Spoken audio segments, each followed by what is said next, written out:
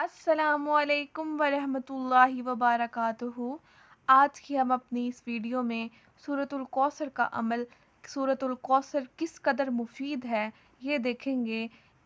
सूरतुल कौसर इस कदर मुफीद है कि कोई भी मर्ज़ हो, कोई परेशानी हो, कोई तकलीफ़ हो, कोई रिश्ते की बंदिश हो, मुकदमात हो या किसी भी किस्म की हाजात के लिए बहुत मुफीद है। इसका हम तरीक़े अमल देखते हैं। शुरू करते हैं अल्लाह का नाम लेके। बिस्मिल्लाहिर्रहमानिर्रहीम। शुरू अल्लाह के नाम से जो निहायत मेहरबान और रहम वाला है।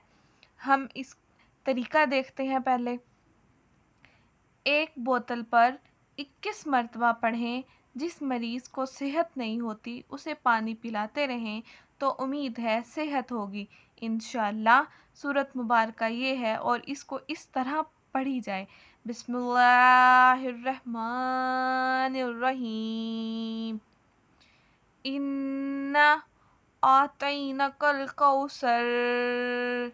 जब हम यहाँ तक पढ़ लेंगे, जब कौसर आएगा, कौसर का आखिरी लफ्ज़ सर, सर को हमने 7 मरतबा रिपीट करना है।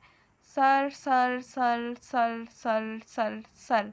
फिर हम अगली आयत पे जाएंगे। फसल्लि लिरब्बिका वन्हर। अब आखिरी लफ्ज़ हर, हर। अब हर को 7 मरतबा रिपीट करना है। फिर आगे शुरू करेंगे।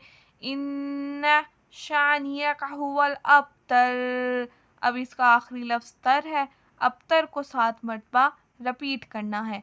इस सूरत मुबारका को हमने इस तरह से पढ़ना है और 21 मरतबा पढ़कर किसी भी बोतल में पानी हो उसमें दम करना है और ये अमल 40 दिन तक करना है।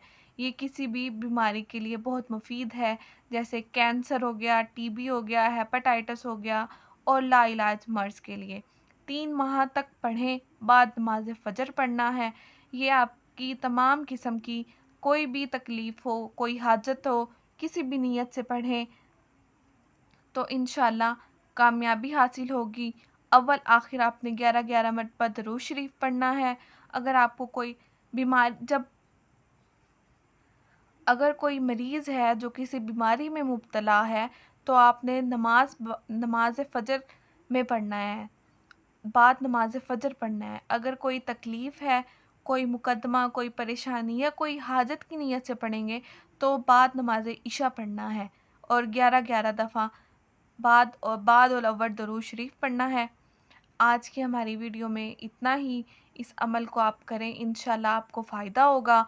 और लाइक करें, कमेंट करें और सब्सक्राइब करें।